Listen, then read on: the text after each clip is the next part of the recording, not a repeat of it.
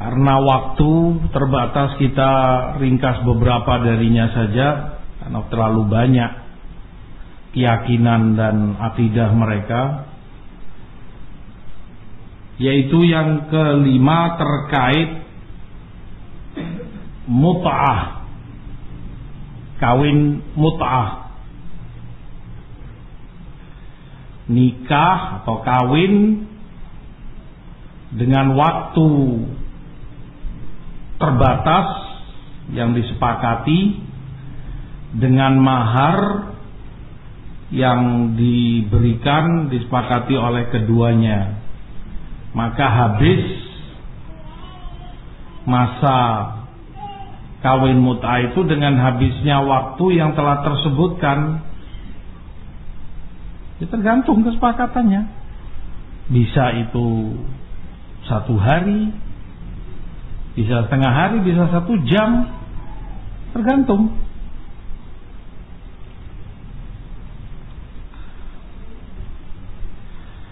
Kedudukan mut'ah ini begitu besar di dalam ajaran Syiah, sebagaimana disebutkan oleh Al-Kashani dalam kitabnya, menukil dari As-Shadiq,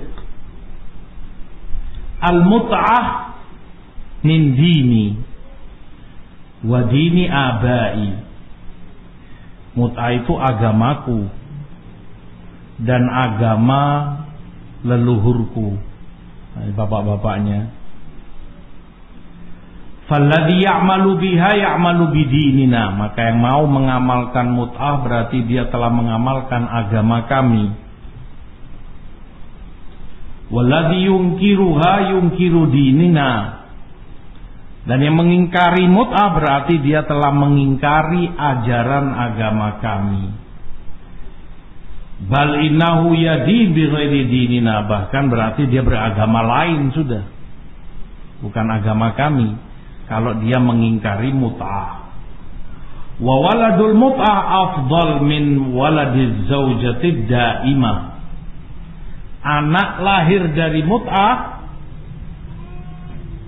itu lebih afdal menurut mereka dari anak lahir dari istri yang sah, dan dengan nikah yang ma'ruf di kalangan kaum muslimin, dengan walinya, dengan saksinya, dengan penghulunya.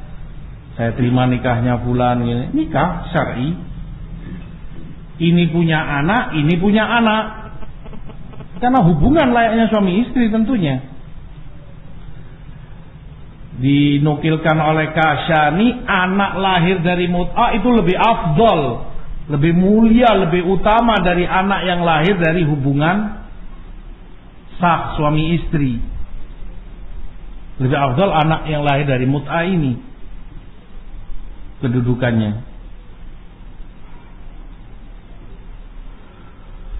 Wa munkirul mut'ati kafirun murtad.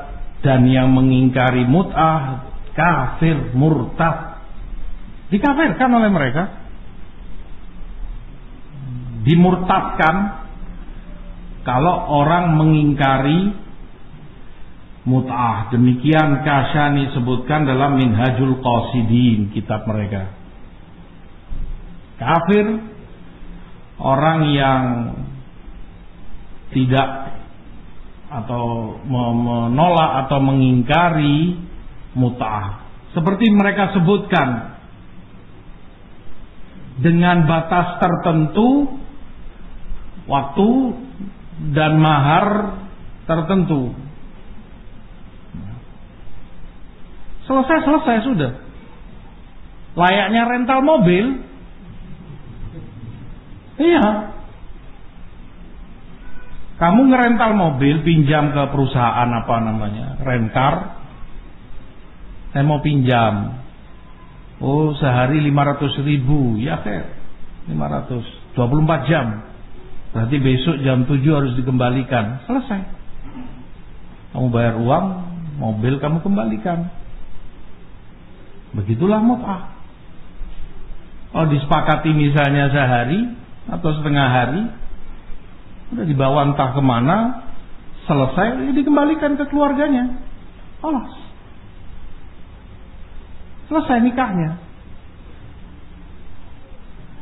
Mungkin sehari itu lebih dari 2, mungkin lebih dari 3 kali si wanita ini menjalani nikah mut'ah. Datang antrian berikutnya untuk menikahi mut'ah dia, boleh-boleh saja. Bahkan ketika ditanyakan kepada imam-imam mereka, itu tidak ada batasannya. Kalaupun beberapa kali dilakukan dalam riwayat Zurarah dari Abu Abdullah, ini disebutkan oleh Furu' Minal Kafi dan juga Tahdhib, kitab mereka. Ketika ditanya tentang mut'ah, apakah itu 4 seperti nikah, layaknya muslim nikah boleh sampai 4 istri? Kata Abu Abdullah, terserah kamu mau nikah mut'ah 1000 wanita pun boleh. Sewaan. Fa innahunna mustajarat, dan terang-terang dia katakan wanita itu cuma sewaan, istijar. Disewa saja mereka. Kamu kontrak.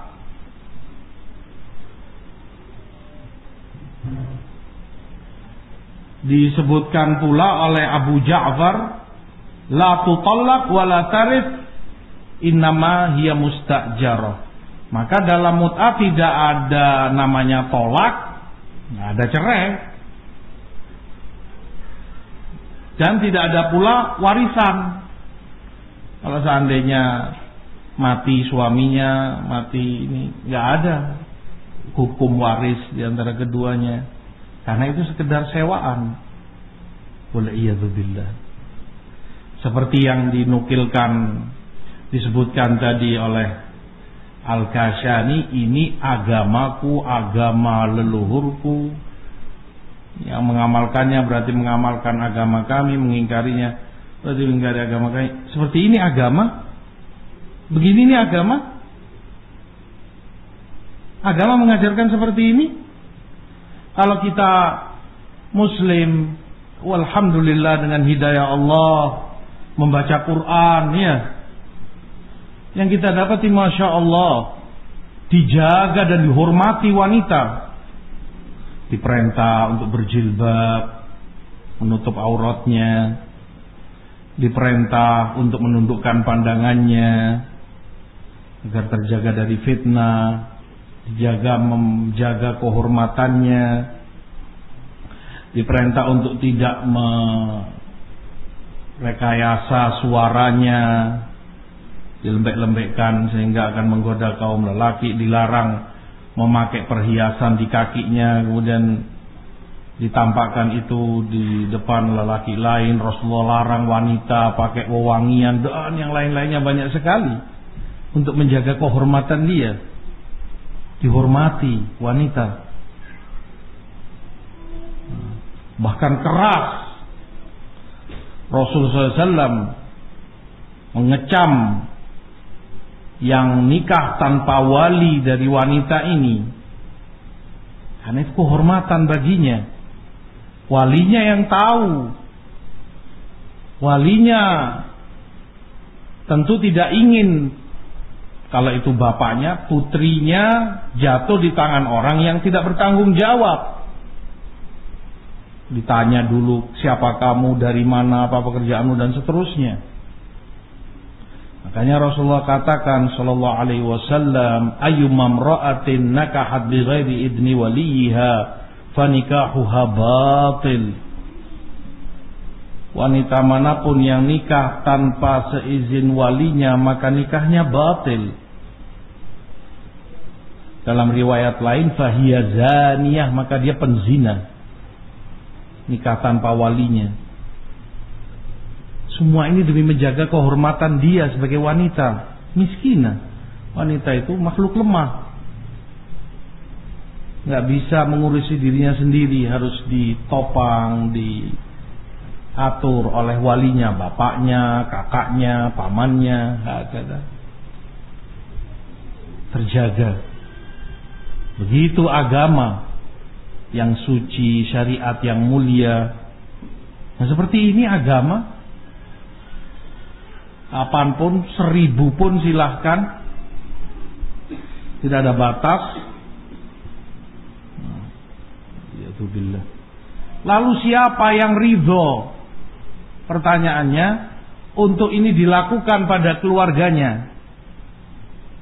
Jangankan orang yang punya iman dalam hatinya, jangankan orang yang punya kecemburuan kepada putrinya, istrinya, orang kafir saja, kafir yang tidak beriman kepada Allah, nggak sholat.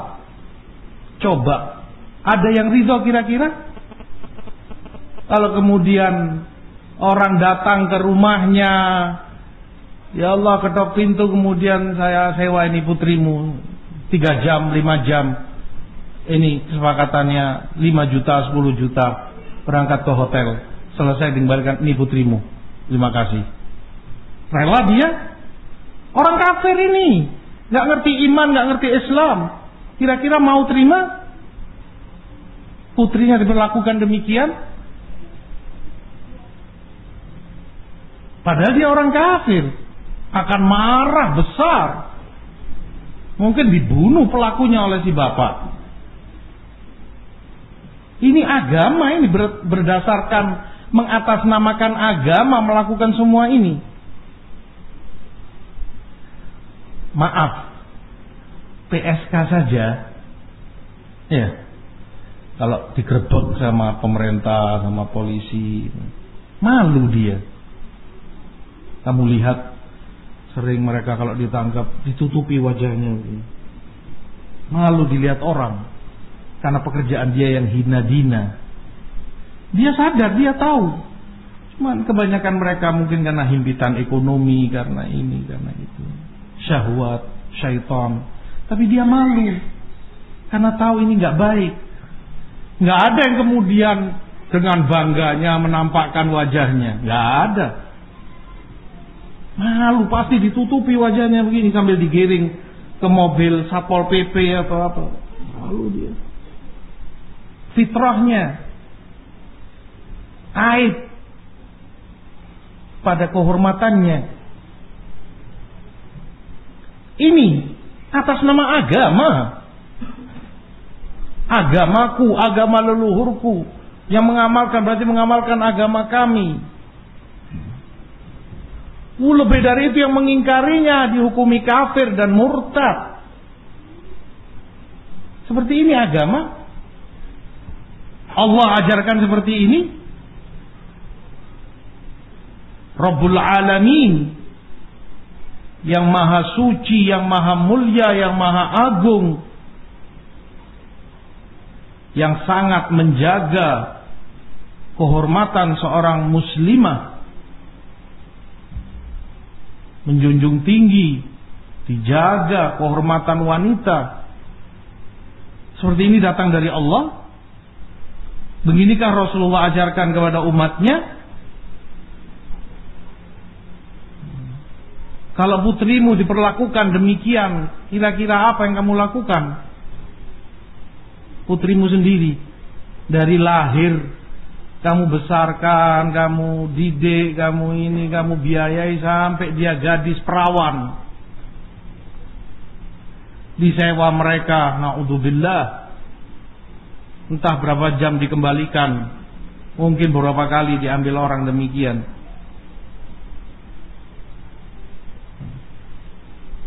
Tega seorang bapak atau seorang ibu melepas putrinya demikian.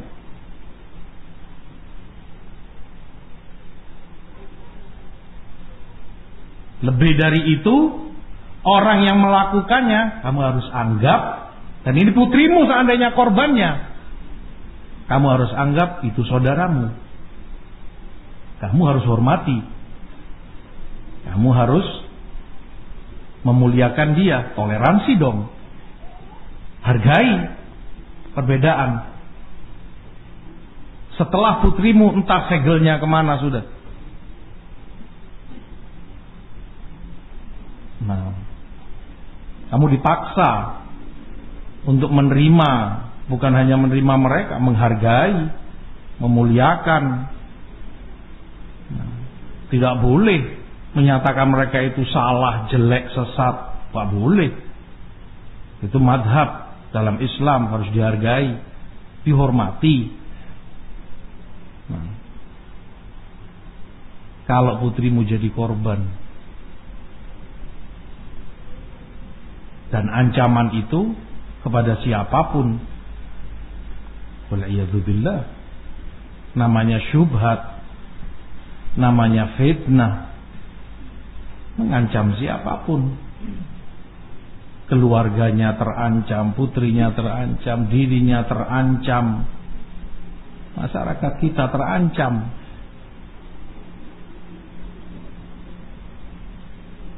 Bukan perkara main-main, bukan perkara kecil.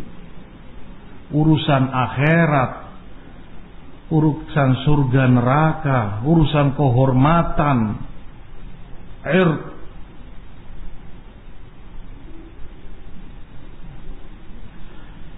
Nas'alullah al-afiyah wassalamah. Yang seperti ini dipaksa, dicekokkan kepada kaum muslimin bahwa ini agama mereka, atau paling tidaknya madhab kelima, untuk dihormati, dihargai, diterima apa adanya, dan yang semisalnya. Nas'alullah al-afiyah. Semoga kita dilindungi semua dari kejahatan itu.